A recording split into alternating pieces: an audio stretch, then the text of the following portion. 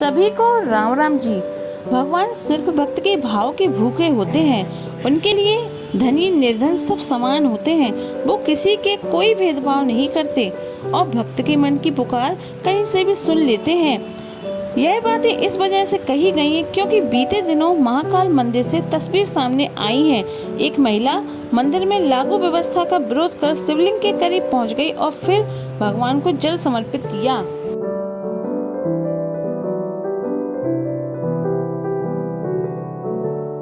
अब आप ही बताइए कमेंट करके हमें कि मंदिर की व्यवस्था का विरोध करके महिला ने सही किया या फिर गलत किया।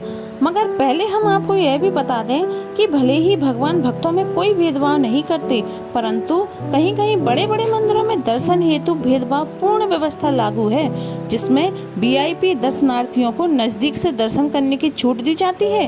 कहीं कहीं प्रवेश द्वार अलग रखे जाते हैं या फिर सिर्फ सशुल्क टिकट लेकर ही दर्शनार्थियों को नजदीक जाकर इष्ट को दूध, जल, फल इत्यादि समर्पित करने की छूट मिलती है, जबकि बाकी भक्तों को दूर से ही दर्शन कराकर विदा कर दिया जाता है। ये रवैया न सिर्फ गलत है बल्कि भेदभाव पूर्ण भी है, जो आम भक्तों के मन को भी निराश करने वाला है।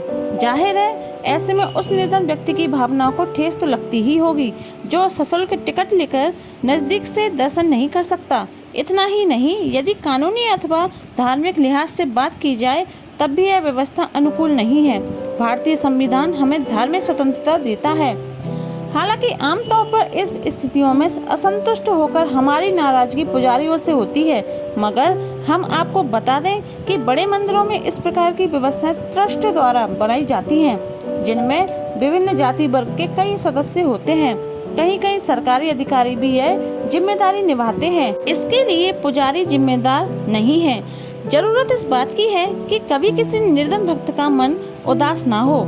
इस कारण व्यवस्था में सुधार कर भेदभाव मिटाया जाना चाहिए। लाइक, शेयर एंड सब्सक्राइब जरूर करें।